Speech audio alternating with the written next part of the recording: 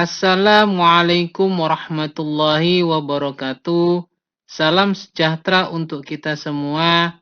Semoga Tuhan Yang Maha Esa selalu melindungi kita dan menganugerahkan kesehatan kepada kita semua, serta semangat untuk terus belajar.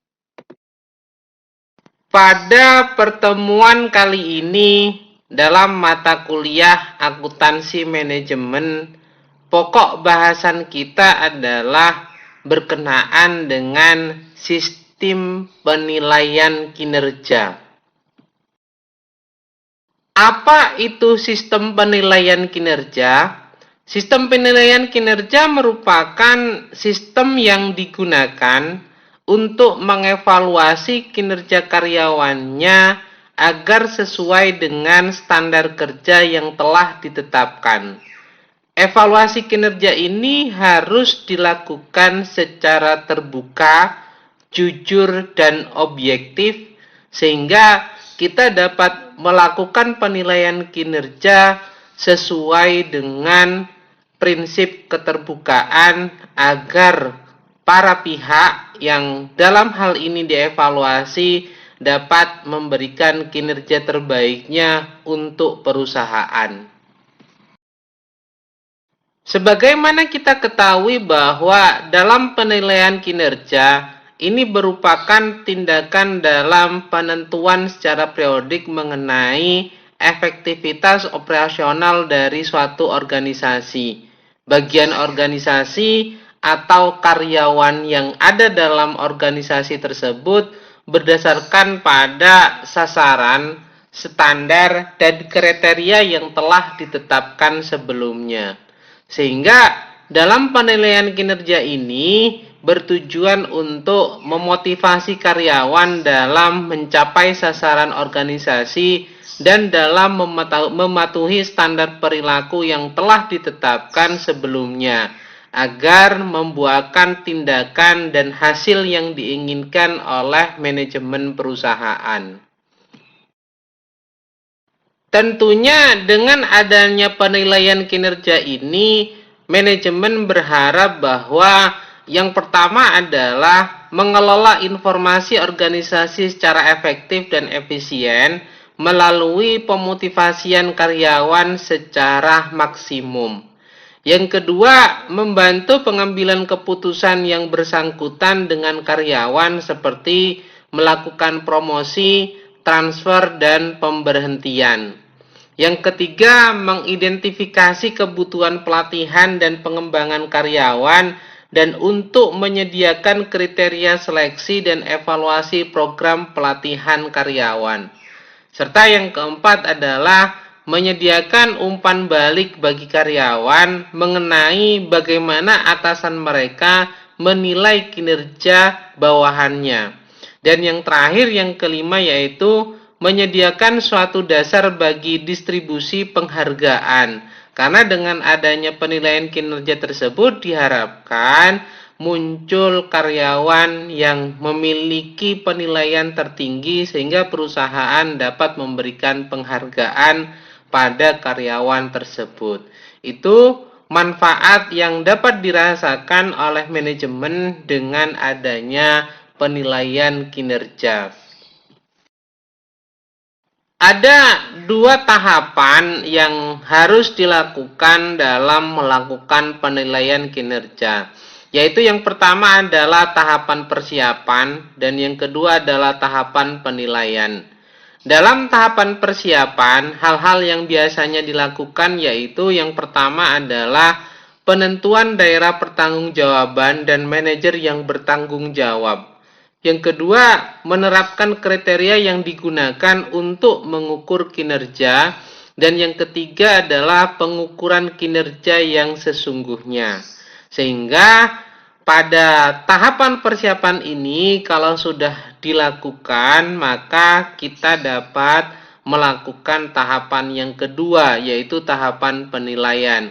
Di mana dalam tahapan penilaian, hal yang perlu dilakukan yaitu adalah yang pertama, pembandingan kinerja sesungguhnya dengan sasaran yang telah ditetapkan sebelumnya. Yang kedua, penentuan penyebab timbulnya penyimpangan kinerja sesungguhnya dari yang ditetapkan dalam standar. Dan yang ketiga, penegakan perilaku yang diinginkan dan tindakan yang digunakan untuk mencegah perilaku yang tidak diinginkan. Sehingga dengan adanya tahapan-tahapan tersebut, maka penilaian kinerja dapat dijalankan dengan baik. Ada 4 faktor yang dapat dipertimbangkan dalam penetapan kriteria penilaian kinerja bagi setiap pusat pertanggungjawaban. Apa saja itu? Yang pertama adalah kriteria tersebut itu dapat diukur atau tidaknya. Dan yang kedua adalah rentang waktu, sumber daya, dan biaya yang harus dikeluarkan. Dan yang ketiga adalah bobot yang diperhitungkan atas kriteria yang telah dibuat. Dan yang keempat yaitu tipe kriteria yang digunakan dan aspek perilaku yang timbul dari penggunaan kriteria tersebut dalam penilaian kinerja. Itu 4 hal yang perlu dipertimbangkan dalam penetapan kriteria dalam penilaian kinerja karyawan.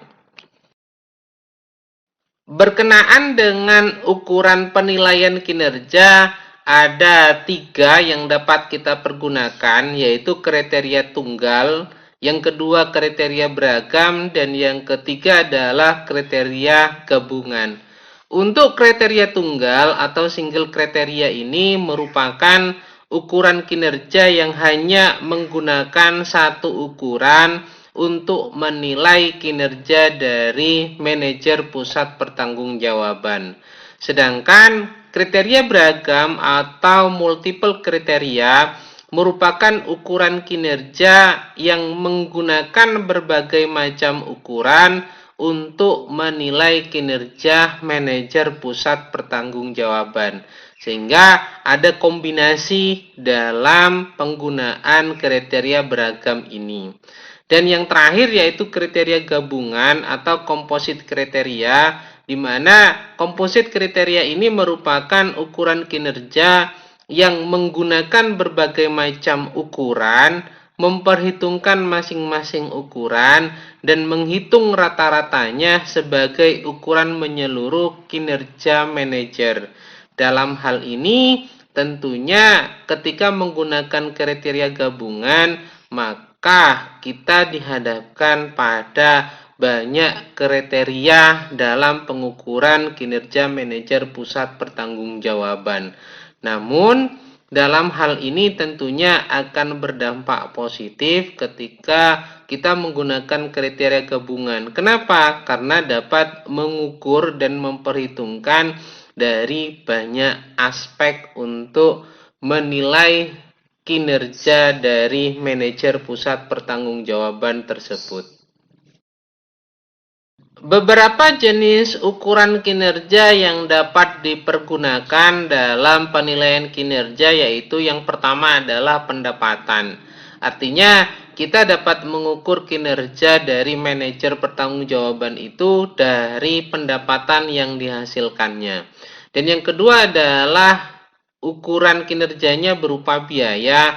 Semakin efisien, semakin sedikit kos yang harus dikeluarkan, tentunya akan dianggap berkinerja baik. Yang ketiga yaitu dari ukuran laba yang dihasilkan, di mana semakin besar laba yang dihasilkan, tentunya perusahaan akan memperoleh penghasilan yang lebih besar, dan ini menjadi penilaian bagi manajer pusat pertanggungjawaban tertentu tersebut. Dan yang keempat yaitu berhubungan dengan pengembalian investasi. Semakin cepat pengembalian investasi yang dilakukan tentunya dianggap berkinerja lebih baik daripada yang pengembalian investasinya lebih lama. Ukuran berikutnya yang kelima yaitu berkaitan dengan mutu atau kualitas, sehingga semakin sedikit komplain mengenai kualitas dari suatu produk, tentunya departemen tersebut dianggap berkinerja lebih baik.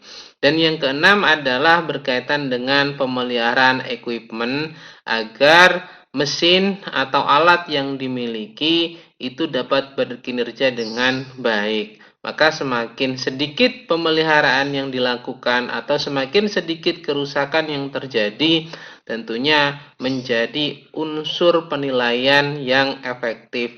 Dan ini menjadi salah satu ukuran dalam penilaian kinerja. Yang ketujuh yaitu berhubungan dengan probabilitas, dan yang kedelapan berhubungan dengan pangsa pasar, yang kesembilan berhubungan dengan produktivitas, yang kesepuluh berhubungan dengan pengembangan sumber daya manusia, karena bisa dilakukan dengan melakukan pelatihan dan bagaimana SDM yang dimiliki itu dapat berkinerja lebih baik. Yang ke-11 yaitu berhubungan dengan tanggung jawab masyarakat atau lingkungan. Semakin banyak kos yang dikeluarkan untuk CSR dan memberikan dampak positif terhadap masyarakat di lingkungan perusahaan tersebut berada, tentunya dapat dianggap bahwa perusahaan tersebut berkinerja dengan baik. Ukuran yang terakhir dalam penilaian kinerja yaitu berkaitan dengan keseimbangan antara sasaran jangka pendek dan sasaran jangka panjang. Sebagaimana kita ketahui bahwa dalam sistem penilaian kinerja, kita biasanya mengukur kinerja dari pusat pertanggungjawaban. Oleh karena itu, maka kita harus memahami terlebih dahulu apa saja jenis dari pusat pertanggungjawaban. Tentunya dengan mengetahui pusat pertanggungjawaban tersebut, kita dapat menilai pada titik mana manajer pusat pertanggungjawaban tersebut untuk diukur kinerjanya. Sebagaimana yang kita pahami bahwa dalam pusat pertanggungjawaban ini ada 4, yaitu pusat pertanggungjawaban biaya. Ini berkenaan dengan seberapa besar, seberapa kecil kos yang dikeluarkan. Tentunya semakin efisien dalam masalah kos yang dikeluarkan, maka dalam pusat pertanggungjawaban biaya ini dapat dianggap berkinerja lebih baik. Sedangkan pusat pertanggungjawaban berikutnya yaitu pusat pertanggungjawaban pendapatan, di mana dalam pusat pertanggungjawaban pendapatan ini ukurannya biasanya berhubungan dengan revenue atau pendapatan yang dihasilkan. Semakin besar pendapatan tentunya dianggap berkinerja lebih baik. Dan yang ketiga yaitu berhubungan dengan pusat pertanggungjawaban laba, di mana dalam pusat pertanggungjawaban laba ini ukuran atau indikator yang biasanya dipergunakan dalam pengukuran kinerja adalah dengan laba yang dihasilkan. Semakin besar laba yang dihasilkan, tentunya dianggap sebagai perusahaan atau departemen yang memiliki kinerja lebih baik. Sedangkan yang terakhir, yaitu pusat pertanggungjawaban investasi, ini berhubungan dengan masalah investasi yang harus dikeluarkan, dan tentunya ukuran penilaiannya yaitu berhubungan dengan seberapa besar investasi yang harus dikeluarkan dan seberapa besar investasi tersebut itu dapat dikembalikan.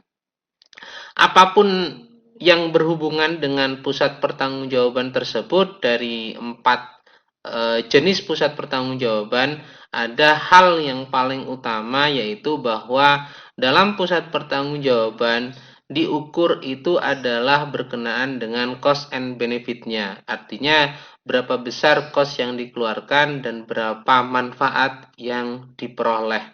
Sehingga dalam proses tersebut itu adalah menjadi tanggung jawab dari masing-masing pusat pertanggungjawaban tersebut.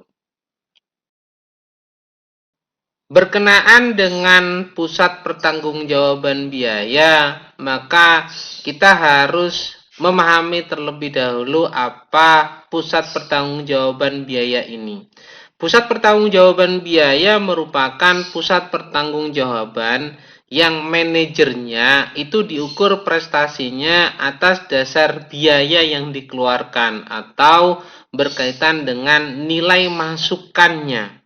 Dalam hal ini tentunya informasi akuntansi yang dipakai sebagai ukuran kinerja pada manajer pusat biaya ini yaitu berkenaan dengan biaya. Dan dalam hal pusat pertanggungjawaban biaya, ada dua pusat biaya yang dapat kita jadikan tolak ukur, yaitu yang pertama adalah pusat biaya teknik dan yang kedua adalah pusat biaya kebijakan.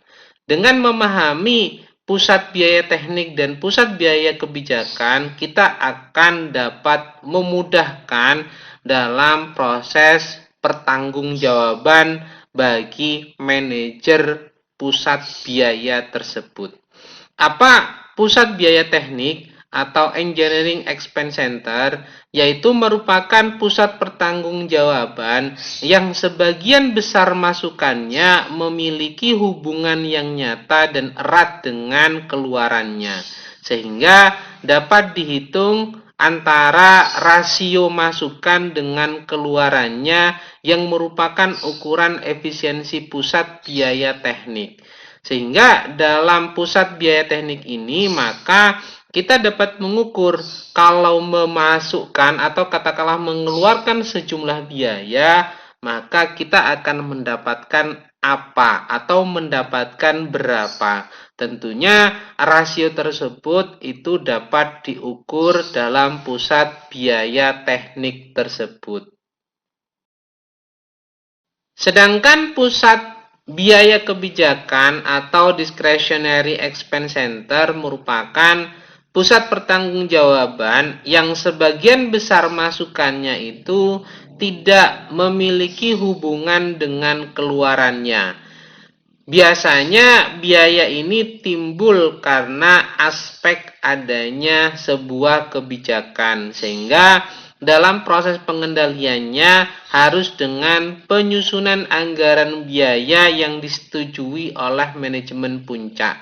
Anggaran biaya ini merupakan batas maksimal dalam pengeluaran biaya kebijakan. Kebanyakan dalam perusahaan itu berhubungan dengan pusat biaya kebijakan, terutama yang berhubungan dengan kos untuk iklan, kos untuk marketing, atau kos untuk manajemen. Tapi yang biasanya diukur dengan menggunakan rasio yang berhubungan dengan pusat biaya teknik ini terutama berkaitan dengan biaya produksi. Karena kita dapat mengukur berapa yang sudah kita keluarkan dan berapa yang harus kita peroleh. Sehingga akan lebih memudahkan untuk membuat rasio antara cost and benefit-nya dalam pusat biaya teknik tersebut. Dalam pusat pertanggungjawaban biaya, masalah yang biasanya timbul dalam penggunaan biaya sebagai ukuran kinerja dari pusat pertanggungjawaban biaya tersebut itu berupa masalah perilaku biaya, masalah hubungan biaya dengan pusat pertanggungjawaban biaya, masalah jangka waktu, dan masalah tanggung jawab ganda. Ini biasanya yang muncul dari pengukuran kinerja menggunakan biaya. Contoh misalnya dalam perilaku biaya. Ini berkaitan dengan apakah biaya tersebut itu dapat dikendalikan oleh pusat pertanggungjawaban biaya atau tidak. Kalau memang bisa dikendalikan, tentunya hal tersebut itu menjadi pertanggungjawaban dari pusat biaya tersebut. Sehingga pengukuran kinerja pusat biaya ini kebanyakan atau baiknya menggunakan biaya yang terkendalikan. Sedangkan masalah yang berhubungan antara hubungan biaya dengan pusat biaya ini tentunya berkaitan apakah biaya tersebut itu dapat langsung diukur terkait dengan kemanfaatannya. Atau masalah yang berhubungan dengan jangka waktu, kapan biaya tersebut itu harus dikeluarkan, berapa lama biaya tersebut itu akan kembali atau memberikan dampak positif terhadap perusahaan.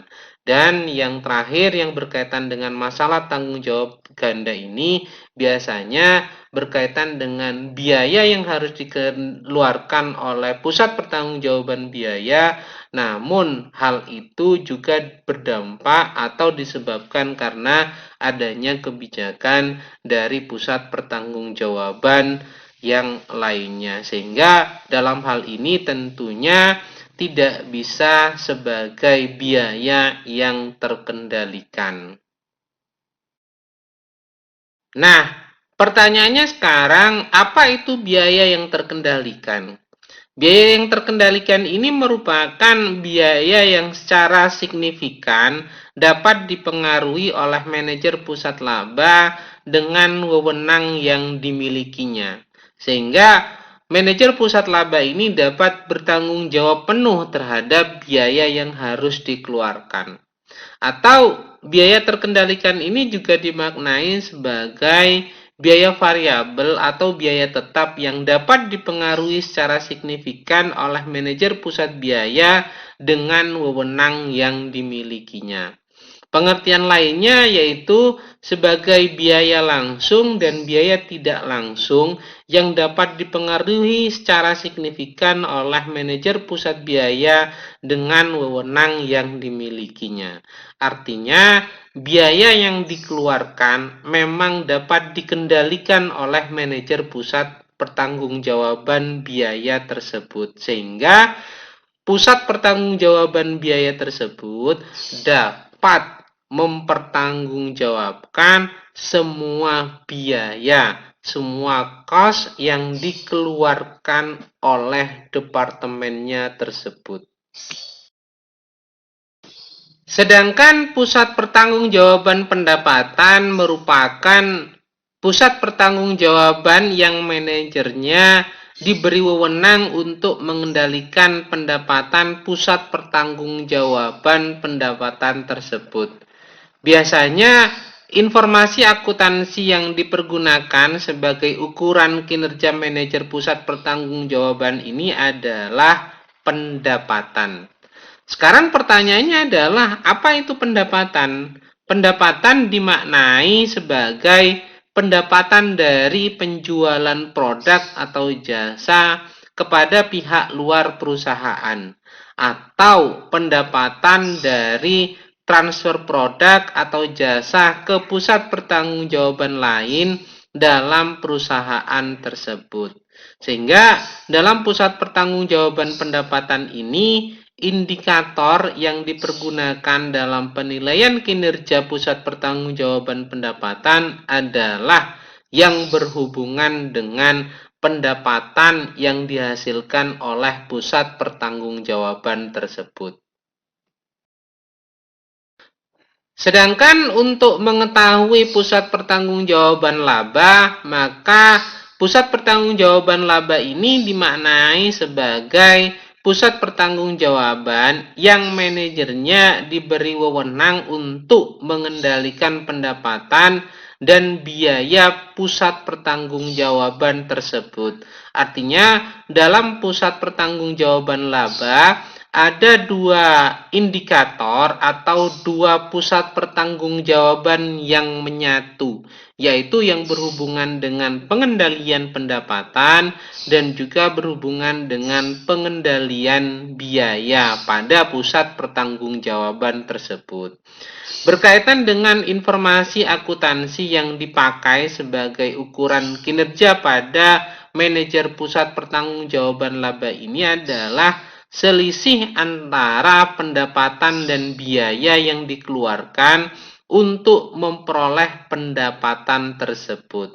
Sehingga rumusan yang dipergunakan dalam melakukan penilaian kinerja pada pusat pertanggungjawaban laba adalah keluaran dikurangi dengan masukan atau pendapatan dikurangi dengan biaya, sehingga kita dapat mengukur berapa besar laba yang dihasilkan. Tentunya ukuran yang dipergunakan ini menggunakan satuan nominal kuantitatif untuk memudahkan menghitung rasio dari adanya atau dari laba yang dihasilkan berupa pengurang atau selisih antara pendapatan dengan biaya yang dikeluarkan oleh departemen atau pusat pertanggungjawaban laba tersebut. Yang terakhir dalam pusat pertanggungjawaban yaitu pusat pertanggungjawaban investasi, di mana pusat pertanggungjawaban investasi ini merupakan pusat laba yang manajernya diukur prestasinya dengan menghubungkan laba yang diperoleh pada pusat pertanggungjawaban tersebut dengan prestasi pusat pertanggungjawaban pada pusat pertanggungjawaban investasi tersebut. Artinya, dalam hal ini, pusat pertanggungjawaban laba perlu dihubungkan dengan pusat pertanggungjawaban investasi untuk menilai investasi yang dapat menghasilkan laba. Sehingga ukurannya adalah laba yang diperoleh tentunya dibandingkan dengan investasi yang harus dikeluarkan oleh perusahaan.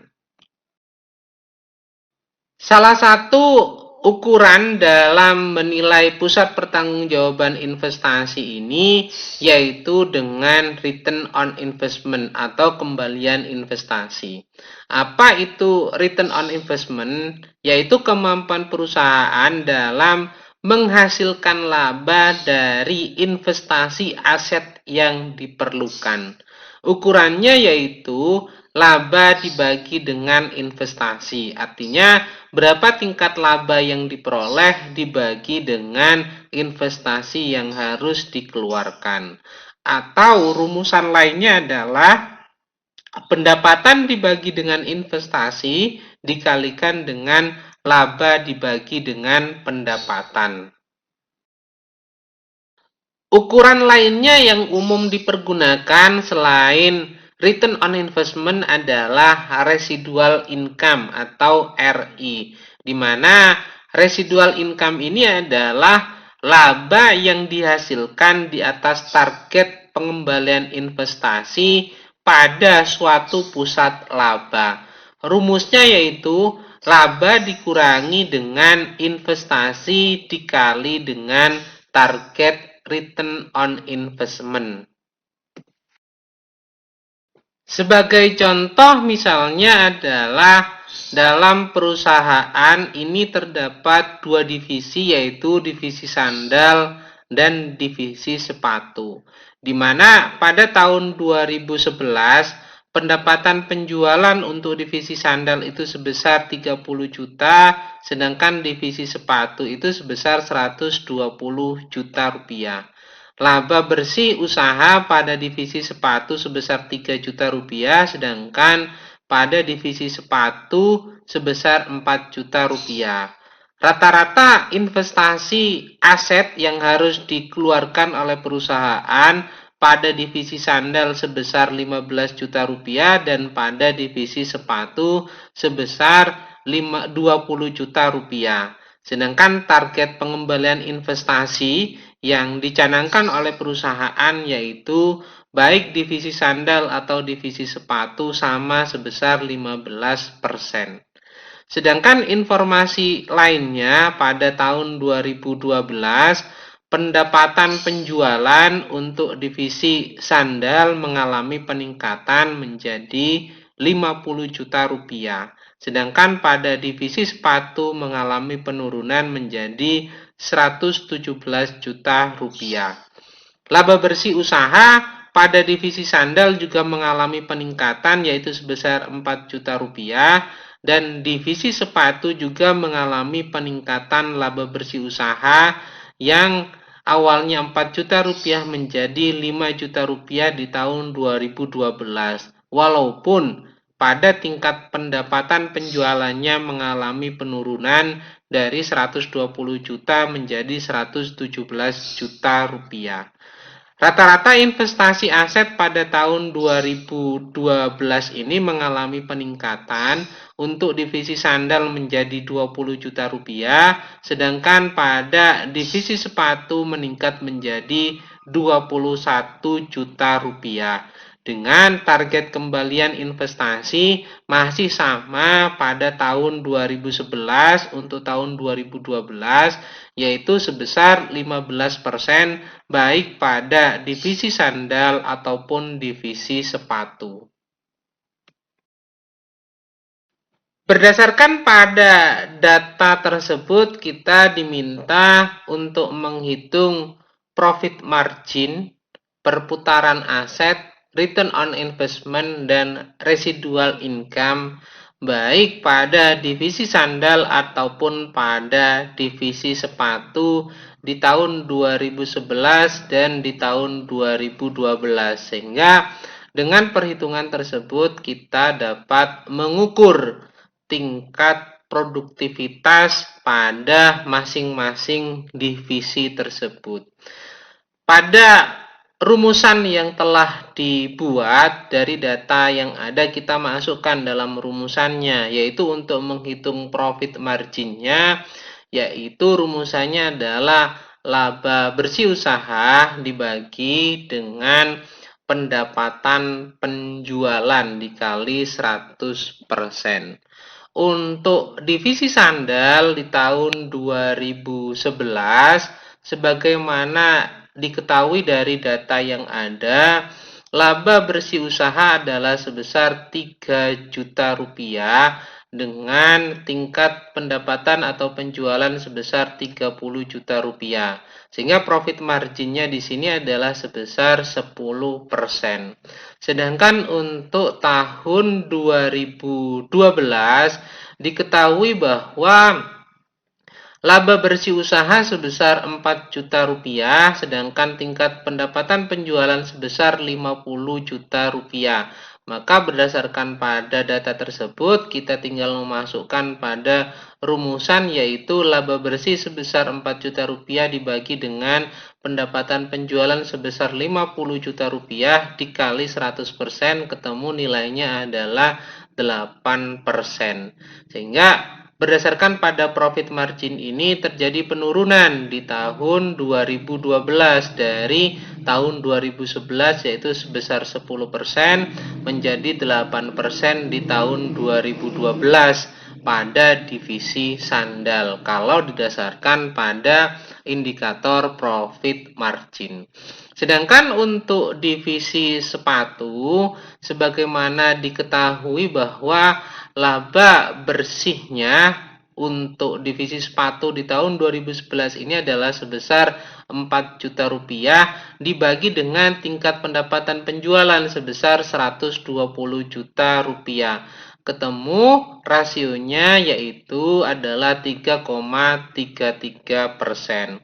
Sedangkan untuk di tahun 2012 diketahui bahwa divisi sepatu ini menghasilkan laba bersih usaha sebesar 5 juta rupiah dengan tingkat pendapatan penjualan sebesar 117 juta rupiah, sehingga profit margin di tahun 2012 ini meningkat menjadi 4,27% dibanding dengan tahun 2011 yang hanya 3,33%.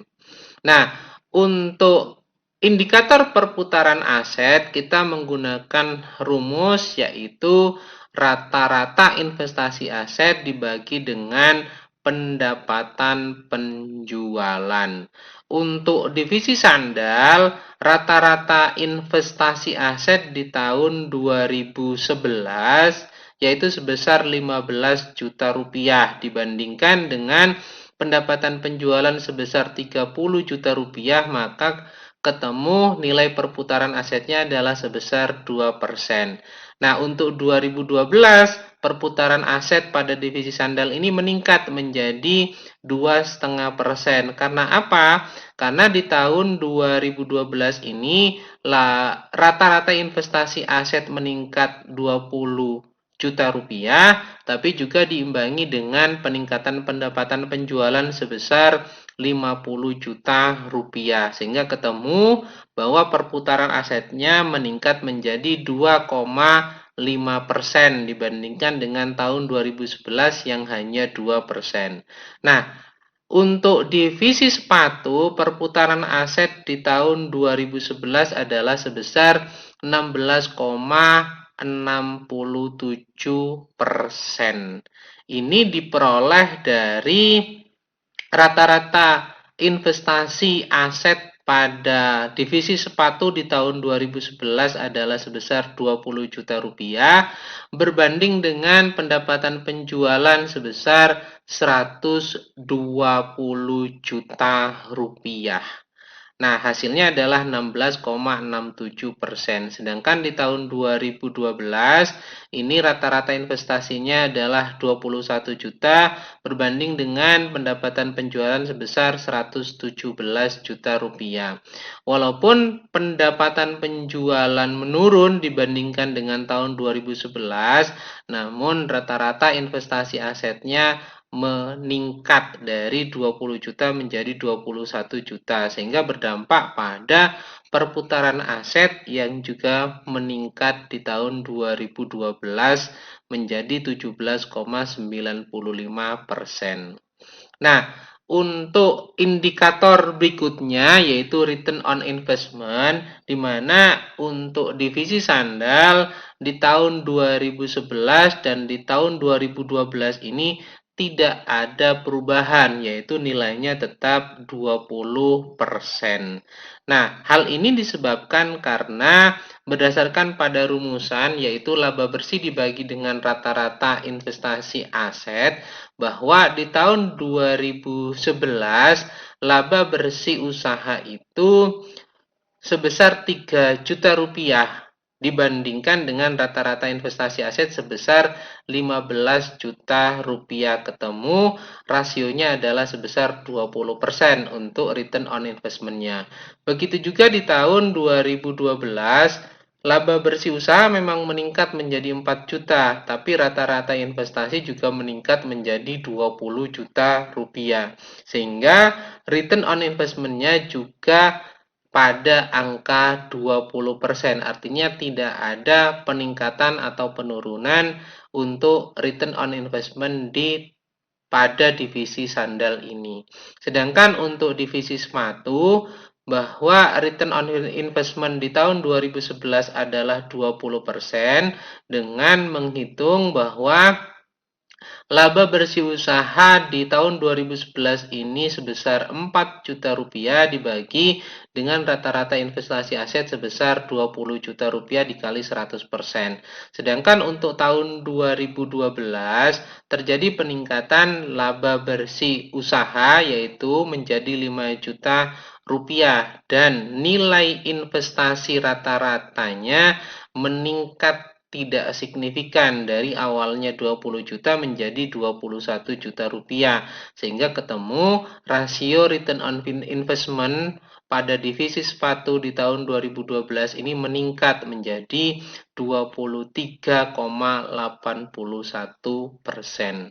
Nah, untuk residual income rumusnya adalah laba dikurangi dengan investasi dikali dengan target return on investment. Untuk divisi sandal pada tahun 2011 residual income-nya adalah Rp750.000.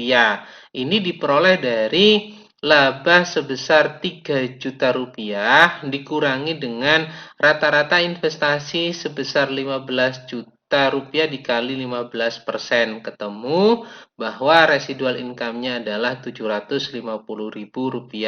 Untuk tahun 2012 laba bersih usahanya adalah 4 juta rupiah dikurangi dengan rata-rata investasi sebesar 20 juta rupiah dikali 15%. Ketemu residual income-nya sebesar 1 juta rupiah. Ini berarti residual income pada divisi sandal meningkat dari tahun 2011 menjadi 1 juta di tahun 2012.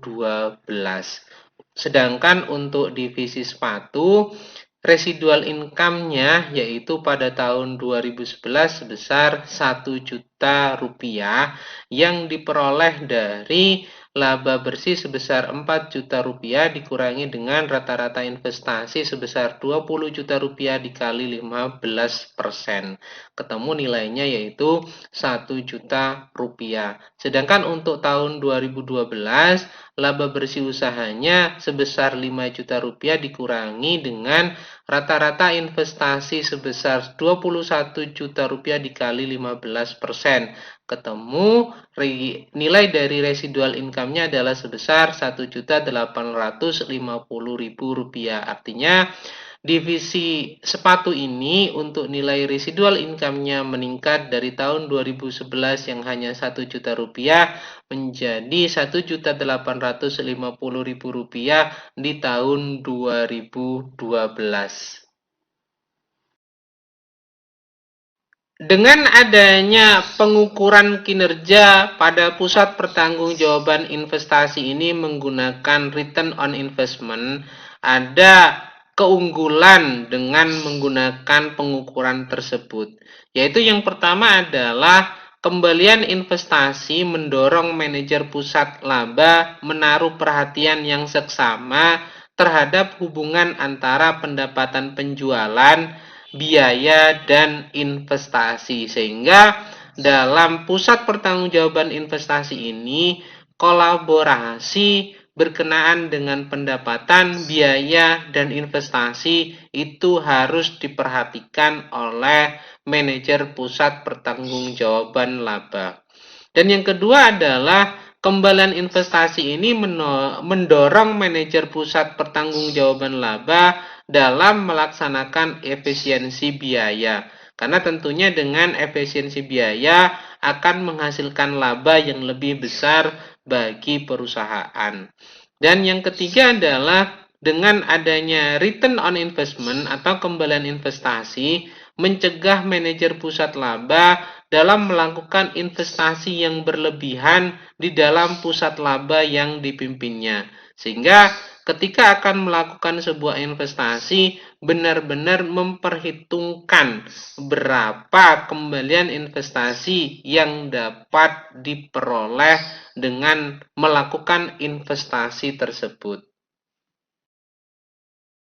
Sedangkan kelemahan dengan pengukuran menggunakan kembalian investasi atau return on investment yaitu dalam kembalian investasi atau ROI ini tidak mendorong manajer pusat laba untuk melakukan investasi dalam proyek yang akan berakibat menurunkan kembalian investasi pada pusat pertanggungjawaban laba.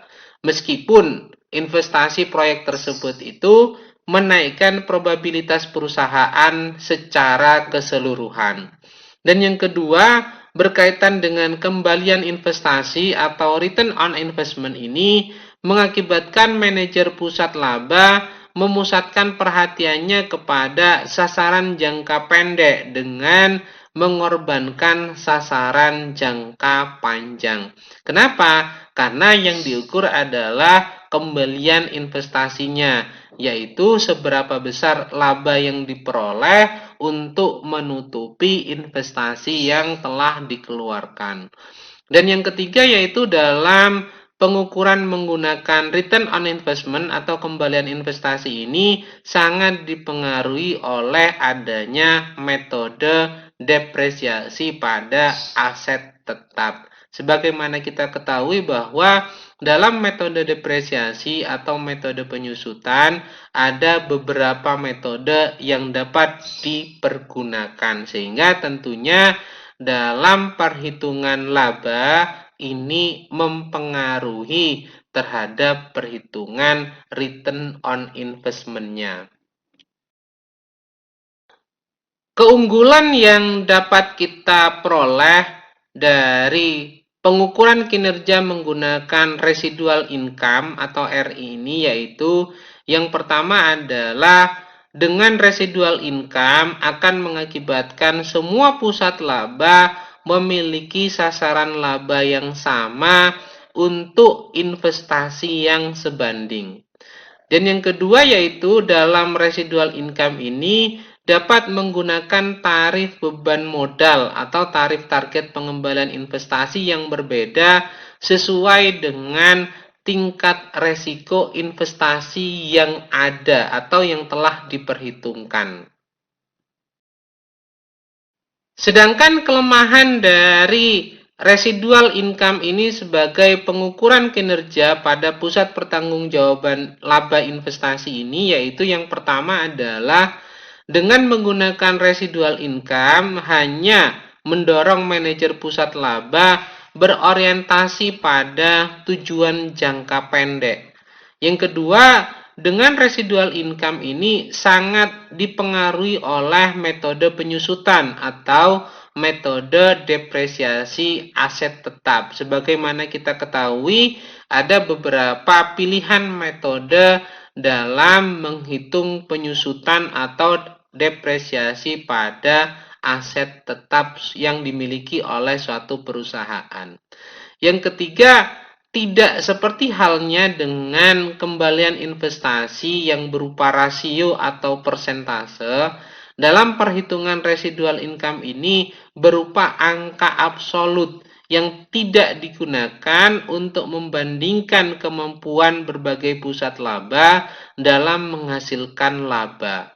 Perbandingan secara langsung berkaitan dengan kinerja pusat laba ini tidak dapat dilakukan dengan menggunakan residual income bila pusat laba memiliki rata-rata aset yang berbeda. Ini 3 kelemahan pada penggunaan residual income sebagai pengukuran kinerja pada pusat pertanggungjawaban laba dan investasi.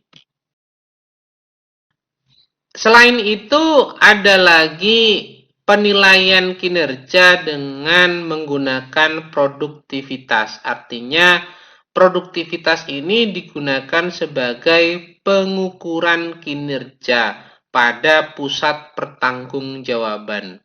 Pusat pertanggungjawaban yang dapat diukur kinerjanya dengan menggunakan produktivitas ini adalah pusat pertanggungjawaban yang keluarannya dapat diukur secara kuantitatif, baik itu pusat pertanggungjawaban biaya, pusat pertanggungjawaban pendapatan, pusat pertanggungjawaban laba, ataupun pusat pertanggungjawaban investasi.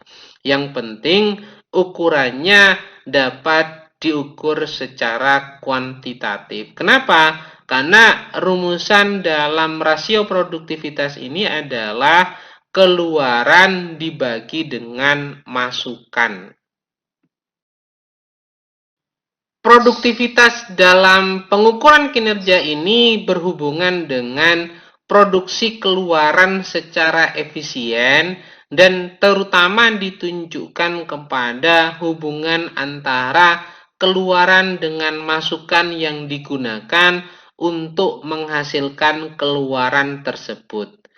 Cara pencapaian peningkatan produktivitas tentunya membandingkan antara masukan dengan keluaran, di mana dengan masukan yang lebih sedikit diharapkan keluarannya sama. Sedangkan dengan masukan yang sama tentunya diharapkan keluaran yang lebih banyak. Sebagai contoh dalam pengukuran kinerja menggunakan indikator produktivitas ini, ada dua data yang disajikan pada tahun 2000X1 dan 2000X2. Di mana pada 2000X1 jumlah produk yang dihasilkan sebanyak 220.000 dan jam tenaga kerja yang digunakan yaitu 22.000 serta bahan baku yang dipakai sebanyak 220.000 kg. Harga jual per unitnya sebesar Rp25 dan upah tenaga kerja per jamnya sebesar Rp10 serta biaya per kilogram bahan bakunya sebesar Rp5. Nah, rasio produktivitas pada 2000X1 ini adalah untuk tenaga kerja sebesar 10 dan untuk bahan baku sebesar 1.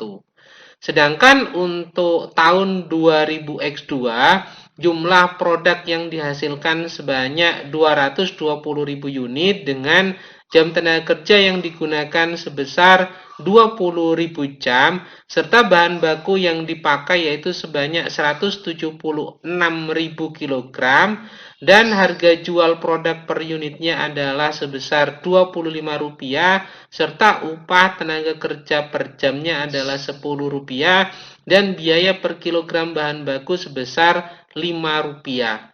Sedangkan berkenaan dengan rasio produktivitasnya untuk tahun 2000X2 ini, yaitu tenaga kerja sebesar 11, sedangkan untuk rasio produktivitas bahan baku sebesar 1,25. Maka berdasarkan pada informasi tersebut, kita diminta untuk menghitung kuantitas masukan dan kuantitas keluarannya sebagai indikator dalam pengukuran kinerja menggunakan rasio produktivitas. Berdasarkan pada data tersebut, maka perhitungan berkenaan dengan kuantitas masukan untuk tahun ini dengan adanya perubahan produktivitas, kita dapat memasukkannya dalam tabel perhitungan, yaitu mengukur pada masing-masing indikator, yaitu yang berhubungan dengan indikator produktivitas tenaga kerja dan indikator yang berhubungan dengan produktivitas penggunaan bahan baku. Untuk produktivitas penggunaan tenaga kerja, sebagaimana kita ketahui bahwa kuantiti produk untuk tahun ini adalah sebesar 220.000 unit. Sehingga masing-masing indikator baik tenaga kerja ataupun indikator produktivitas bahan baku menggunakan tingkat kuantiti produk yang sama, yaitu sebesar 220.000 unit. Nah, untuk menghitung kuantitas perubahan produktivitasnya, maka kuantiti produk tersebut dikalikan dengan rasio produktivitas pada tahun lalu, di mana untuk tenaga kerja rasio produktivitasnya adalah sebesar 10, sedangkan untuk bahan baku rasio produktivitasnya adalah 1. Ketemu bahwa untuk kuantitas perubahan produktivitas, yaitu dengan membagi antara kuantiti produk tahun ini dibagi dengan rasio produktivitas di tahun lalu, yaitu untuk produktivitas tenaga kerja ditemukan bahwa kuantitas perubahan produktivitasnya adalah sebesar 22.000, yaitu dengan membagi antara 220.000 unit dibagi rasio produktivitas tenaga kerja sebesar 10, ketemu yaitu kuantitas perubahan produktivitasnya sebesar 22.000. Sedangkan untuk produktivitas penggunaan bahan baku, ketemu bahwa nilai kuantitas perubahan produktivitasnya yaitu sebesar 220.000 dengan membagi kuantiti produk sebesar 220.000 dibagi dengan rasio produktivitas tahun lalu sebesar 1, ketemu yaitu nilai kuantitas perubahan produktivitasnya adalah sebesar 220.000.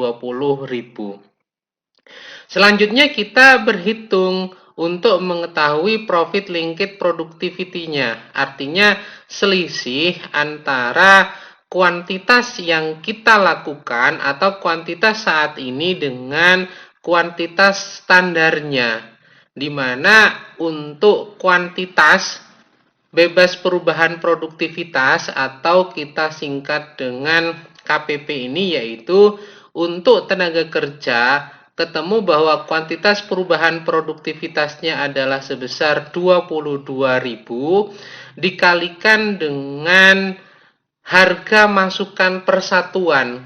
Harga satuan untuk tenaga kerja yaitu sebesar Rp10 per jam.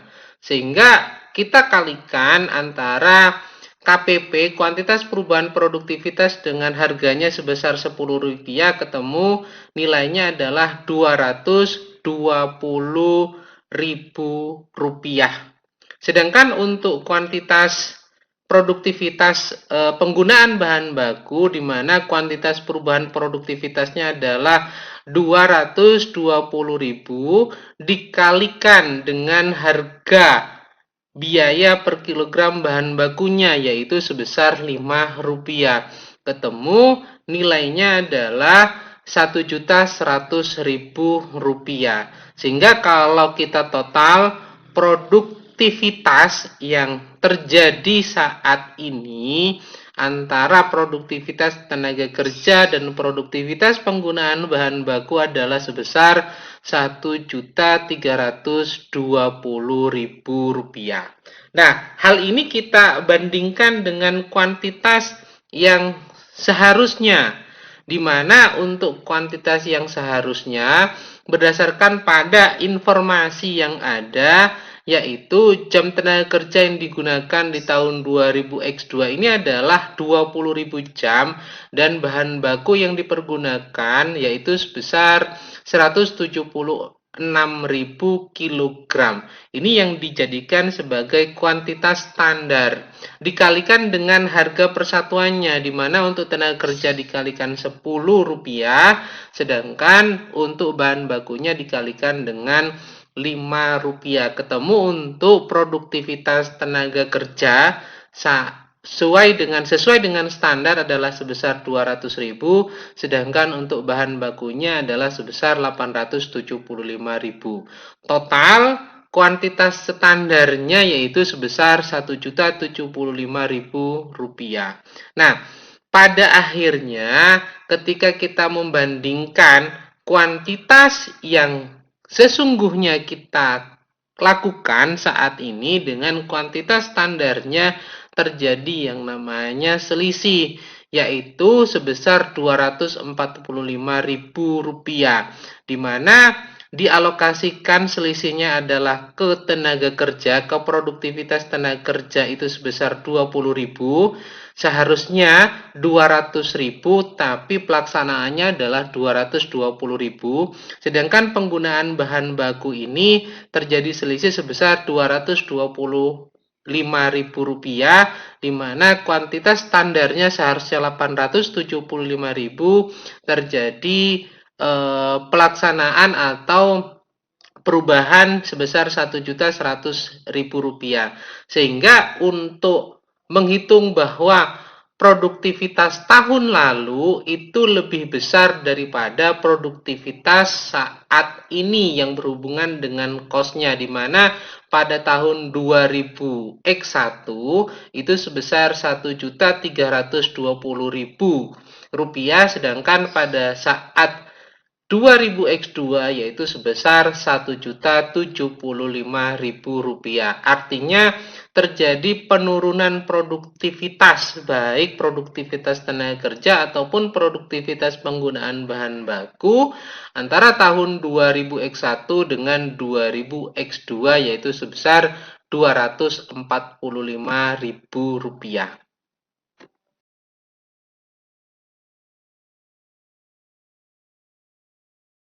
Mungkin itu dulu paparan yang dapat saya sampaikan. Mudah-mudahan dapat dipahami dengan baik. Bila ada hal yang kurang berkenan, saya mohon maaf sebesar-besarnya. Saya akhiri, wabillahi taufik wal hidayah. Wassalamualaikum warahmatullahi wabarakatuh.